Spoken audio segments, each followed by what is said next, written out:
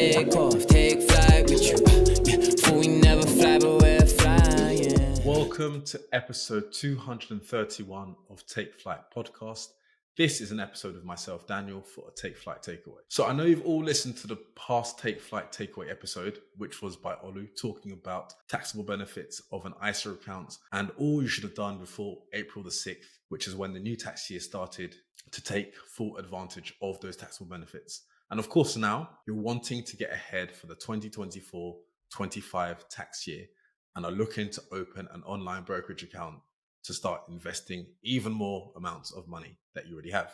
Then this episode is definitely for you. Well, I joke to some degree. Yes, if you were one of those people wondering when listening to Olu's episode about which is the best online platform to open or what you should look out for, this is an episode for you. Also, if you're thinking or have been deliberating on opening an investment account in the form of an online broker account, this episode's also for you. And I'll specifically share some of the different online platforms out there, their pros and cons, or what I perceive their pros and cons to be, what platform I use myself, as well as other factors you should consider prior to choosing. In many of our episodes, we give a disclaimer, and this episode certainly will be no different. And that's to say, nothing in this episode should be considered financial advice and is not financial advice. Please speak to a professional financial advisor should you want to take any or make any investment decisions. So without further ado, let's get right into this episode. I want to also give context.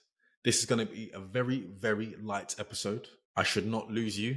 It should be one that you can easily follow along. I'm not going to be extremely detailed, touch on a few pros and cons on some of the main platforms out there, but I want this to be one where you can follow along with me and then go and do further research should you want to. So if you're a beginner investor, you've probably heard of the first platform I'm going to mention, and that's none other than Trading 212. I would consider Trading 212 to be a platform if you're a beginner investor for a number of reasons. Firstly, their pros, or what I would consider the pros to be, it's a free to use platform. You can also create a dummy account or a practice account to simulate trades and see what their performance would be before actually investing with your real hard-earned cash. You have the ability to invest in over 12,000 different companies and ETFs in total across the UK, US, and Europe. I say US with a pinch of salt because what I found is, as one of the disadvantages of Trading 212 is they don't have a lot of international stocks. They have some of the main ones, but if you're a real stock picker, you may find it doesn't have the stocks that you would like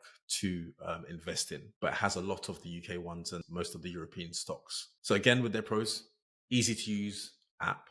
It's free, no commission fees. It's very simplified. You can open an investment account. You can also open an ISA account. I won't go into the difference between the trading account and ISA account, but just the ISA account is a tax efficient way to invest up to £20,000 a year. It also has some communities on forums. You can get some alerts, pricing alerts, whether a stock in your portfolio has gone up an X percentage or gone down X percentage, should you want to create a sell or a buy order. They'll also have some forums. It gives you the best performing stocks of the week via an email or weekly digest. So there are things that can certainly pique your interest and help you learn along the way. As I said, it's a beginner platform. And I think it's a very good platform to use. Not endorsing them, but I think it's one of the best beginner platforms that's out there. Another platform that's well known is Hargreaves Lansdown. I would probably categorize or put them into the category of for those who are frequent or advanced investors. So Hargreaves Lansdown have stocks in the thousands, again, tens of thousands, over 21 markets. There are fees associated to your trading activity, and this is based on the previous month. So if you make 0 to 9 trades, you're charged at £11.95 per trade. If you make 10 to 19 trades in the past month, your cost per trade is £8.95. And if you make 20 plus trades, it's £5.95 per trade. So of course, the more you invest, as I said, if you're a frequent investor, this probably is beneficial to you.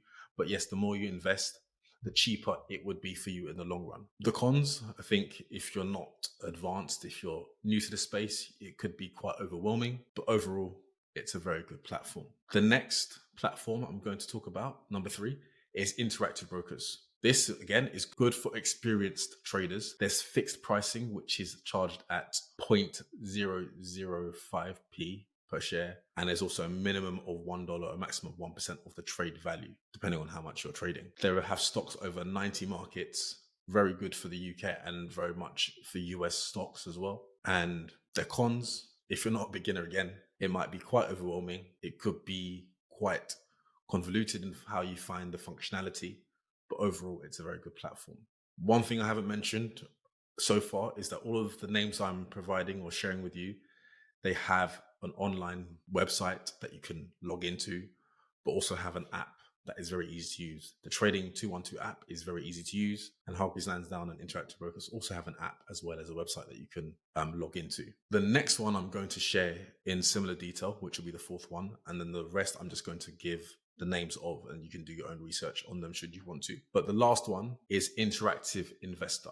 Now, Interactive Investor is the platform I personally use for the majority of my trades. When I say majority, 99% of my trades is with Interactive Investor. I would class this as for those who are frequent investors. Not to say that I am, and I'll give you a bit of context as to why I use them at the end. Interactive Investor has over 40,000 shares, ETFs, funds, and investment trusts. They're in over 12 markets, including the UK, US, Canada, as well as Australia. What I would consider their pros to be, they have a lot of international stocks, which can be quite attractive if you want some smaller companies or those that are in smaller markets. It's easy to use via the app. You can set limit orders or sales. It has different tiered accounts, meaning you can choose a monthly plan to take advantage of lower fees when trading. Well, that's a pro. Although that's what I said is a pro, I would also class that as a con or a negative. So I see having to pay for each trade, depending on which tier account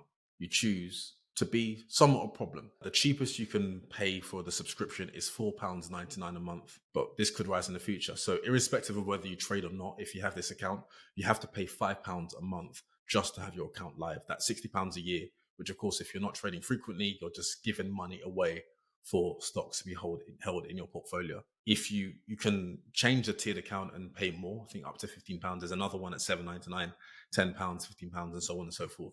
The different benefits that you have is you'll then have commission-free trading, or you have a certain number of trades you can make in a month that you're not charged at. So when I say $4.99 a month, that's how much my base cost would be, but then I have to pay per trade I make.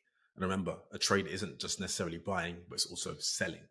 So if I want to do a lot in a month on my £4.99 a month subscription, I could be hit with hefty fees and may want to consider changing the tier that I'm a part of. I did just downgrade to $4.99. I was previously paying, I think, about $9.99 a month, but thought I wanted to cut back a bit. So the reason I have Interactive Investor is in 2013, when I first opened my online broker account or online platform account, it was with Share Price. Share Price was then acquired by Interactive Investor.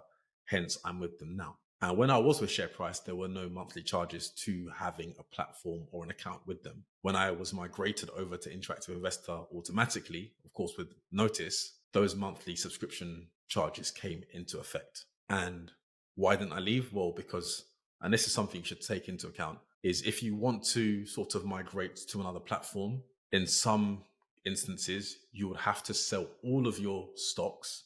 So essentially get rid of your whole portfolio, get the cash, and buy again at today's price, which of course could be a lot more than what you paid for initially. You would also trigger a taxable event, meaning if there are certain gains you've made over your personal allowance in that financial tax year, you would have to pay capital gains tax on that. And this wasn't something I necessarily wanted to do because it just seemed to be a bit too stressful. I didn't want to trigger a tax event. Hence, I'm still with Interactive Investor till today. So that gives a bit of context. So don't take the fact that I'm with them, that meaning it's the best account. Please do your own research, but I wanted just to give a context as to why I have that account. But I must say, I have benefited from the platform itself.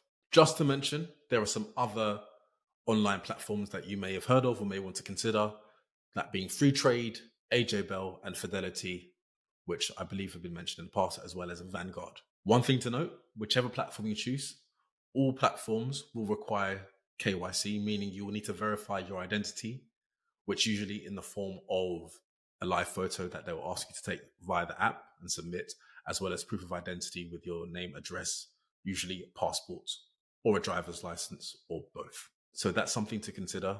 I would suggest and recommend that if you're thinking of opening an account, maybe have one. Trading 212 could be one that you start with to start, making some simulated trade to see their performance.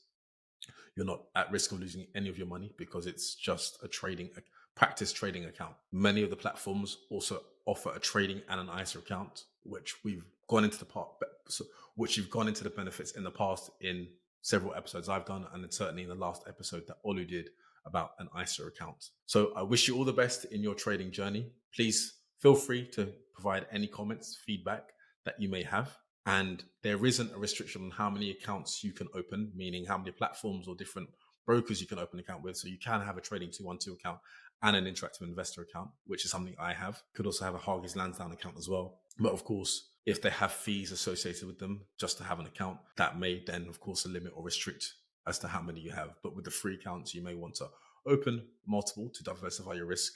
But of course, all of these platforms are FCA compliant and registered.